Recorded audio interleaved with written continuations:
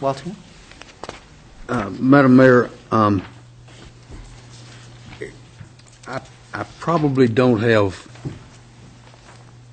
a problem in general with this, but I'm still bothered by the fact that the council does have the ability per state code to divide abandoned rights-of-way one-half to each side of the adjacent property owners. I know that we can do otherwise as well. I'm aware of that. We had a property owner to the east in Lot 2 of Glenwood Village who had questions about this abandonment as it might affect her ability to access the rear of her lot. I don't know that I see a way that this piece of property that's crosshatched would allow her to do that. It's very high. It's still way up above her. It doesn't really give a way to get down to her. I really wish that she were here tonight to tell us that she and the Fairleys and the Bonds had all talked about this and everybody had worked out an equitable solution and she had no problem if we went ahead with the abandonment. Unfortunately, she's not here and I have no idea what her position currently is. So I'm a little reluctant to abandon this without knowing where she stands. I realize that even if she has not found an agreement, we can still say we're going to abandon it anyway. But I'm just reluctant to do it without her being here. I realize she's been mail notice. I'm fully aware of that we've public noticed the meeting and have mailed her a notice, but I'm just still a little uncomfortable. Other discussion? Tom? Well, as I've said in previous issues, not with vacation necessarily, but with neighborhood connectivity, I always strive for making sure that there's an opportunity for at least pedestrian access from one neighborhood to the other. And it sounds like there's not really this particular opportunity here. Perhaps there might have been with the continuation of Moore itself, the 50 feet proper, or some easement there. So that I don't necessarily see that that's an opportunity. Plus, there doesn't seem to be any opportunity beyond the extension of this particular piece of 20-foot right-of-way anyway. So those are my comments about this request. Dan? Well, I'd just soon make a motion that we consider this ordinance to abandon the 20 feet to the I guess I'm trying to figure out the best way to put it. Do I want to abandon it to the homestead addition to the Farley property, which would be the best way to state that, I guess? It would be in, I believe it's in. I think it's all in the ordinance, but Yeah. I just want to make sure that it's stated properly. I guess I'll say I'd like to consider this ordinance on the first reading and to be read by title, that we abandon the right-of-way to the Farley property, the 20-foot right-of-way shown in the packet and on the map. On first reading? Yeah, As requested in the petition. as requested in the petition. I'll second that. Okay, we have Dan's motion and Tom's second. Further discussion. Wayne? Question for Please. Dan, did you want to suspend the requirement for 3 readings? Yeah, I just accept it, consider the ordinance on the first First reading. reading. Accept. On first reading. And that you only have to read the title. Yes. Which would mean it'll come back again. Yes, Sue? Go ahead. I interrupted. So this is first reading. It means it can come back for a second. No, I meant that to approve it on the first reading, is it, if that wasn't clear. Oh. Approve it Yeah, on the it first wasn't. reading. That was my question.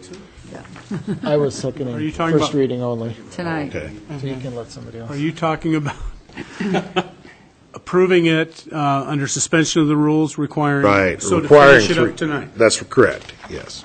Okay, and that was not with the seconder. Okay, then- So I understood let's- first reading. Okay, so Dan, would you like to restate your motion, please? And because there's seems to Okay, be a here, I've- miscommunication, Tom, you're Right. withdrawing your second, is that Right, correct? I was- Okay. I'll restate Yeah. my motion, that we approve the ordinance under suspension of the rules requiring 3 complete and separate readings, and that be read by title and published by summary. Second. Okay, we have Dan's motion and Tim's second. Discussion. Sue? When we went to the site, and we were looking at the access for the Lot 2 of Glenwood Village, it looked like the most promising access for that property would have been not necessarily through this 20-foot right-of-way, but would have been through Mr. Bond's property. And so she would still have to work something out with Mr. Bond, whether or not this was, whether or not you divided it in half and gave each little piece to each little property owner. That would have been 1, 2, 3, 4 different property owners. And so I think, although the state law said, divide it in half, you could divide it in half. You don't have to. I think leaving it with the plat and the way it's used now is the highest and best use, so I'm in favor. Walter? I think, as I could hear what was going on at the other end of the dais, I was with Tom Lamar on this, and that I thought that Dan's motion was a first reading, and I would be willing to vote for that so that it could be brought back before us again to give an opportunity to talk to that adjacent property owner. Does staff, if I may, Madam Mayor, does staff know anything more about, I know you've made efforts to, I think you've made efforts to contact that property owner. Do you know any more about that?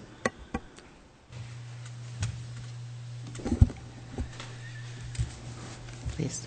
Staff has had discussions with the other property owners around the site. As I understand it, we were not able to make direct contact with the lady in property number 2 that you're referring to. We do have reports through the other property owners of discussions that were held with her and some changes in her status that perhaps have changed her perspective, but it's I guess a third-party report to us, so we have not brought forward that information at this point. We're not able to make contact directly. I have since obtained a little additional information this evening about how best to reach her, so we can certainly continue to do that effort if this proceeds past this evening. You say you have additional information how you might reach her. Walter? Madam Mayor, I would support approval on a first reading. I will not support approval in full tonight. Okay. Further discussion? Okay. Hearing none, we have Dan's motion and Tim's second to approve the ordinance under suspension of the rules requiring 3 complete and separate readings that it be read by title and published by summary. Everyone know what we're voting on? Okay. We'll start the roll call vote with you, Walter. No. Aye. Aye. Aye. Aye. Aye. Okay, that motion carries.